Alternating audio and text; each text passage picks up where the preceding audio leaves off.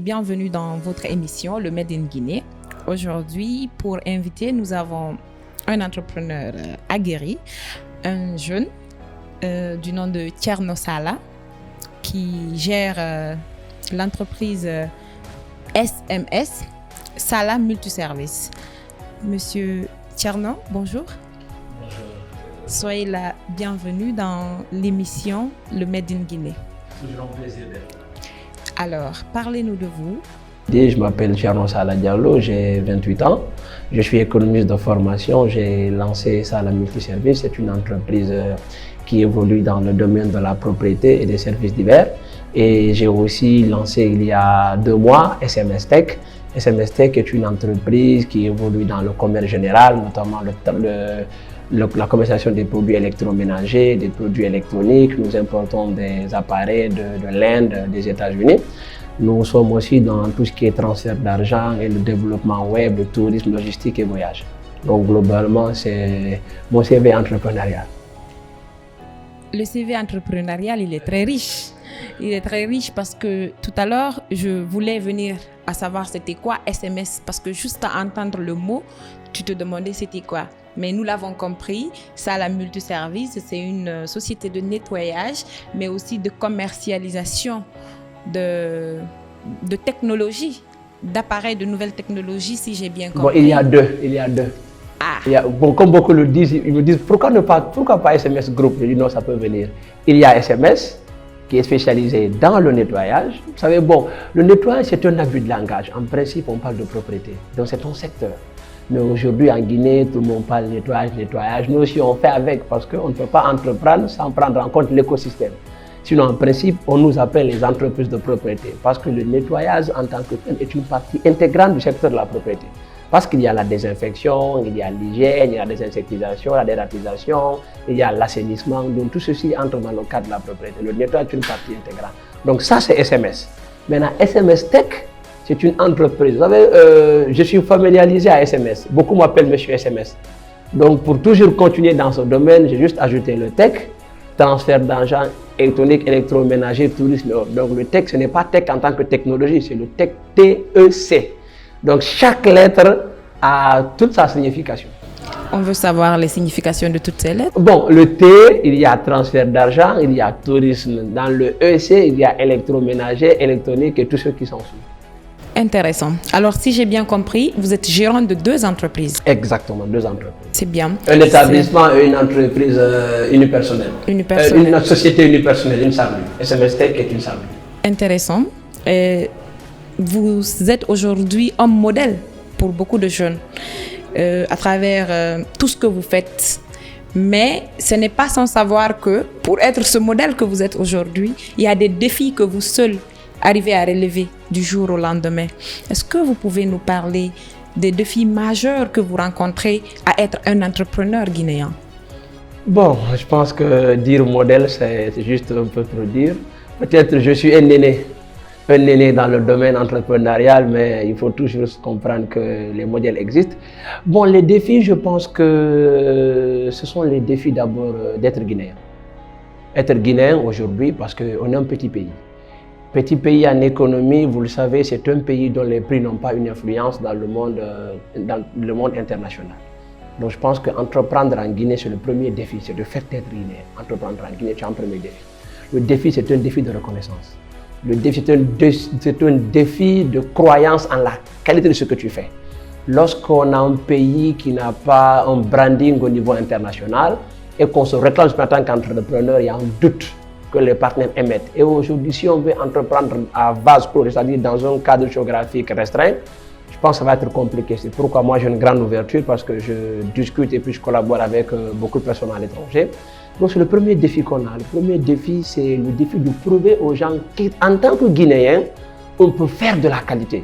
Qu'en tant que Guinéen, on peut avoir confiance en nous. Qu'en tant que Guinéen, on peut créer des femmes. Et le second défi auquel je me confronte, c'est la ressource humaine. J'avoue que c'est le défi majeur. C'est un challenge vraiment que je tente de relever tous les jours. Parce que le problème de collaborateurs en Guinée, ça va bien. On vous dit que ouais, les jeunes Guinéens sont bien formés. Je suis d'accord. Dans la théorie, les jeunes sont bien formés. Mais lorsque vous êtes employeur et que vous voulez employer, et que vous n'avez pas cette capacité d'employer cette crème dont la Guinée possède, si vous voulez prendre un jeune qui va apprendre avec vous, j'avoue que vous avez tous les problèmes du monde. Parce qu'ils ont l'esprit de suffisance, ils ont parfois une lâcheté qui ne dit pas son nom, le courage ne vient pas souvent et ils sont pressés. Ils vous voient peut-être à 2 pas des escaliers, ils pensent que tout est tombé d'une baguette magique et que voilà, tout se passe bien. Et au-delà, c'est le système de paiement en Guinée.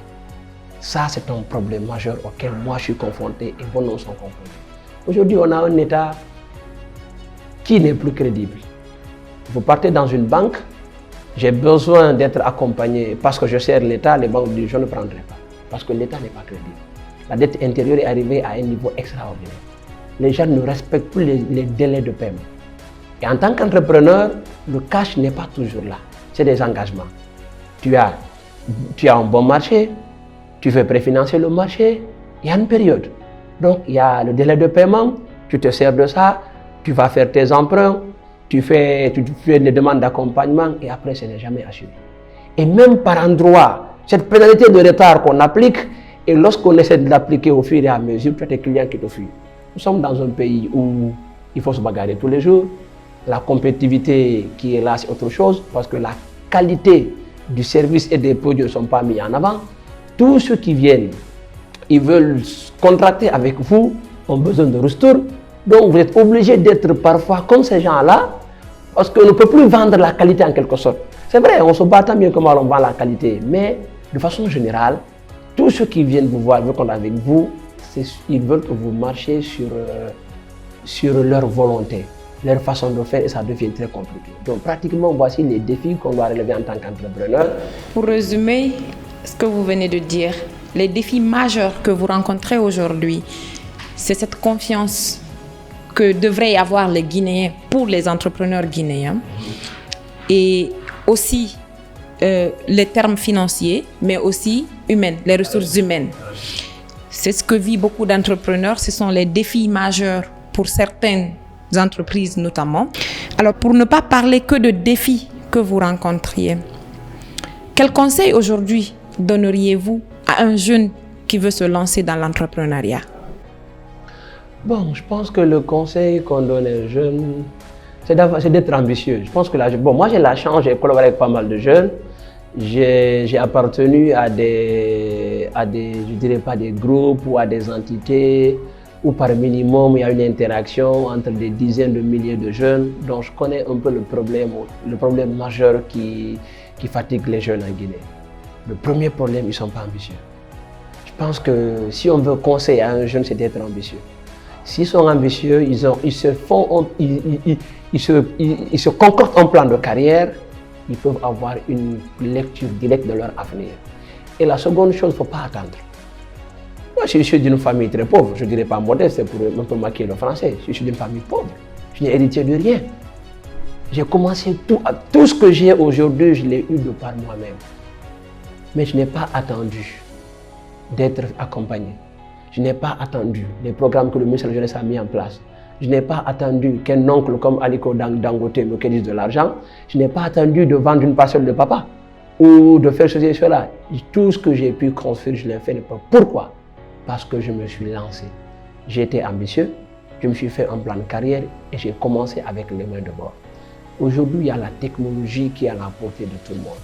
Vous verrez un jeune qui a un téléphone de 12 millions, un iPhone 12 Pro Max, qui vient vous voir, qui ne sait pas comment mener sa vie. Il dit, monsieur, tu maîtrises bien Facebook parfois? Il dit, oui. Je dis, bon, ce que tu vas faire, va prendre 3 à 4 personnes, tu essaies d'être community manager de leur page. Chacun te paye 100 000 francs par mois. Donc, tu achètes une connexion de 3 500 par jour peut-être, tu gères leur communication, tu vas. Donc, chaque mois, tu as 500 000 avec 5 entreprises. Ça peut venir, 500 000, 10, 15, tu pourras avoir beaucoup de... Donc ça, c'est avec ce que tu possèdes. Donc les jeunes doivent comprendre aujourd'hui qu'il n'y a pas aussi de sous-métier. Surtout, moi je suis dans les métiers. Et en 2016, je me rappelle, on avait rencontré le directeur pays du PNUD qui nous a posé une question. Il nous dit, est-ce que vous pensez que l'agriculture est sexy pour les jeunes? On a ri, on est passé. Mais au sortir de l'entretien, moi j'ai compris le message qu'il voulait véhiculer. C'est que c'est le complexe qui fatigue les jeunes. Aujourd'hui, ils pensent que parce qu'ils ont fait l'université, ils doivent tous être dans un gros bureau, commencer dans un gros bureau, avoir une secrétaire, chaque matin faire des selfies. Ils oublient que l'avenir de ce pays, c'est dans les métiers. Il faut qu'ils apprennent des métiers. C'est vrai, ils sont peut-être sociologues, économistes, journalistes, anthropologues, c'est une bonne chose. Mais il faudrait qu'ils comprennent que l'avenir de ce pays est dans les métiers. Que ce soit les métiers BTP, les métiers informatiques, les métiers pratiquement manufacturiers. Exactement. Comme vous le dites, Monsieur Thierno Sala, aujourd'hui, il faut de la détermination, du courage pour ces jeunes et d'avoir des ambitions. Le chemin, il est épineux. Mais pour atteindre la rose, il faut y passer. Quel serait votre mot de la fin, Monsieur Thierno Sala? Bon, je pense que mon mot de la fin, je le fais tous les jours quand les gens viennent me voir. J'appelle l'État. L'État est le premier garant du monde des affaires en Guinée. L'État doit être le premier organe qui puisse inspirer confiance à nous entrepreneurs, aux consommateurs et aux institutions qui nous accompagnent. Donc, le mot de la fin, je vais appeler l'État à plus de responsabilités, à se battre, à améliorer le climat des affaires pour nous et pour ce pays. Aujourd'hui, nous sommes au niveau de la Covid. C'est vrai, nous on résiste. Il y a beaucoup d'entrepreneurs qui sont dans des problèmes. Qu'est-ce que l'État peut faire? Je l'ai dit au ministère de la Jeunesse, je l'ai dit l'autre fois aux représentants de la primature et aux institutions. Nous ne demandons pas de l'assistanat.